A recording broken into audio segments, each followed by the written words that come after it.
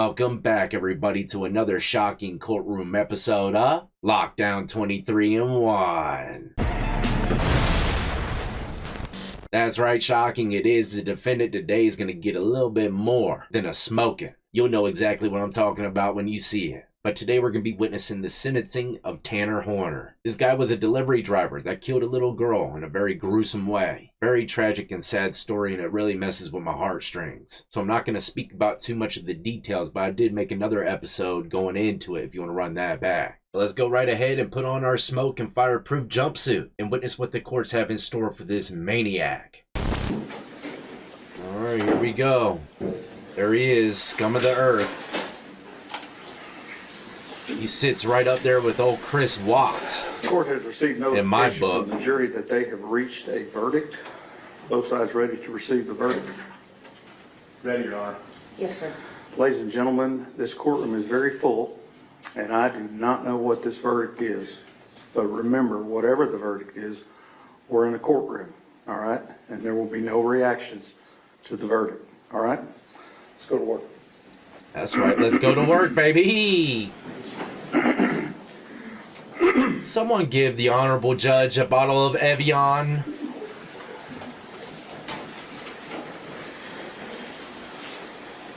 Why is everyone still standing? The judge already came in. Oh, the jury. Yeah, jury walks in, everyone stands, respects the jury. I might as well stand too. Because I got plenty of respect for him as well.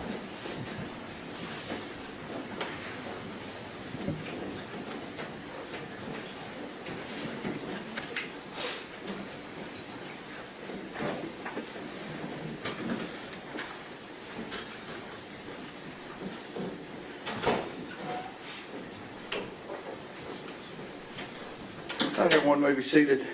Good afternoon. Good afternoon, Mr. Your Honor. Presiding juror, it is my understanding the jury has reached a verdict on both issues. Mm-hmm. Okay, if you'd hand it please to Deputy King.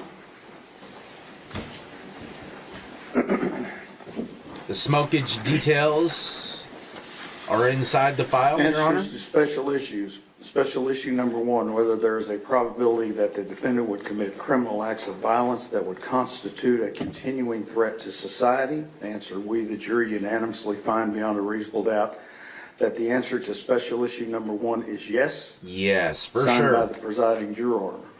This dude's a Special issue maniac. Number 2, whether taking into consideration all the evidence, including the circumstances of the offense, the defendant's character and background, and the personal moral culpability of the defendant, there is a sufficient mitigating circumstance or circumstances to warrant that a sentence of life imprisonment without parole rather than a death sentence be imposed. Answer, we, the jury, unanimously find that the answer to special issue number 2 is no. No. Signed by the presiding juror. So in case you didn't really catch that, the jury says they don't think he deserves life in prison. He deserves a little something extra. Sounds like he's going to get that death note. No, Your Honor. Ms. Anderson, Mr. Goebel, is there any legal reason why sentence should not be pronounced? No, Your Honor. Mr. Horner, if you'd stand, please. It's the order of the court that you, Tanner Lynn Horner, has been adjudged to be guilty of the offense of capital murder as found by the jury. Jury having answered the special issues making it mandatory that your punishment be death, it is therefore the order of this court that your punishment be death. Smoked. Before the hour of sunrise on a date to be determined by this court upon a mandate of affirmance issued by the Texas Court of Criminal Appeals at the State Penitentiary in Huntsville, Texas, you will be caused to die in accordance with the rules and regulations established by the Texas Department of Criminal Justice until you, said Tanner Horner, are dead. Said execution procedure shall be determined and supervised by the Director of the Texas Department of Criminal Justice. I will sign this death sentence as required by law. Your appeal of the finding of this guilt by the jury and their determination of the answers to the question in this sentence are automatically appealed to the Texas Court of Criminal Appeals in Austin, Texas. You will be appointed a lawyer to represent you on direct appeal, and your lawyer will receive a copy of the record of this charge, of this case at no charge. You have the right to have a second lawyer to represent you on writs of habeas corpus. It's a separate matter. Habeas corpus. You'll hear that quite a bit in lockup if you happen to take that route from all them jailhouse attorneys. Habeas corpus is a fundamental legal right and court order forcing authorities to justify a person's detention. It prevents arbitrary imprisonment, allowing detainees to challenge their confinement's legality before a judge. Which, if you were to ask me, is a waste of time. This dude is an open and shut case. All these appeals and crap, if I were to guess, he's going to be trying to take that crazy route. Mentally deranged, unable to stand trial. I mean, I don't see how there's any other way unless there's some loophole that we didn't see that the state might have messed up on. I highly doubt it, but if I were to guess, he's just, doing his last haymakers. Even though he knows him damn self, it's game over. So much tax dollars is going to be waste because this guy's appeals and bullcrap, it's unreal.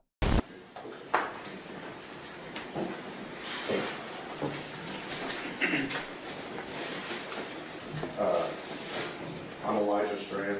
I'm Jacob's brother, Athena's uncle. Athena's uncle. There are no words that truly capture the devastation that Tanner Horner caused us and our family. What he took from this world was not just a child. He took a light, a future, and a piece of every single person who loved him. He took a granddaughter, a daughter, a niece, a cousin, and a friend.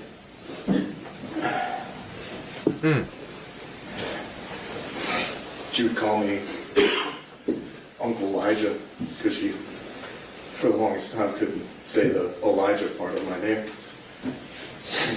It was the best thing to see her That's running up to sad, me, man. with Damn. her arms open, yelling Uncle Elijah.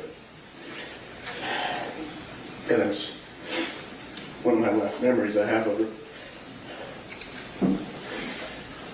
And now I get to never hear that again. This is why I don't put these victim impact statements on here, man, because I'm about damn on brink of tears. I think it was more than a headline. She was laughter, curiosity, kindness, and innocence. And she had dreams that she will never get to chase. Birthdays that she will never celebrate. And a life she'll never get to live because of his actions. Our family has been left with an emptiness that can never be filled. This makes my blood boil. I have 3 daughters, 2 that got to meet her and grow with her, and 1 that'll never meet. And he took that away from them as well, a cousin and a friend.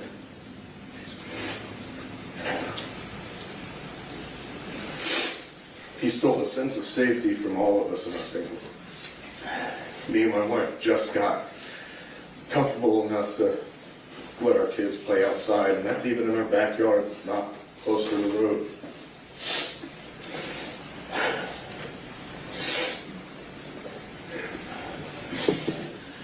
He's robbed us of safety, peace, and our trust in the world, and forever changed who we are as a family.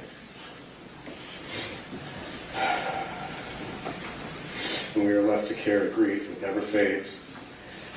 We are left with questions that will still never have answers.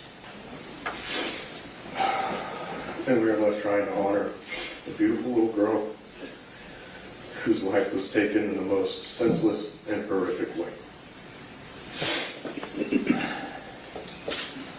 No emotion from this guy. Tanner Horner, I want you to hear this directly. You did not just take a life, you destroyed a family.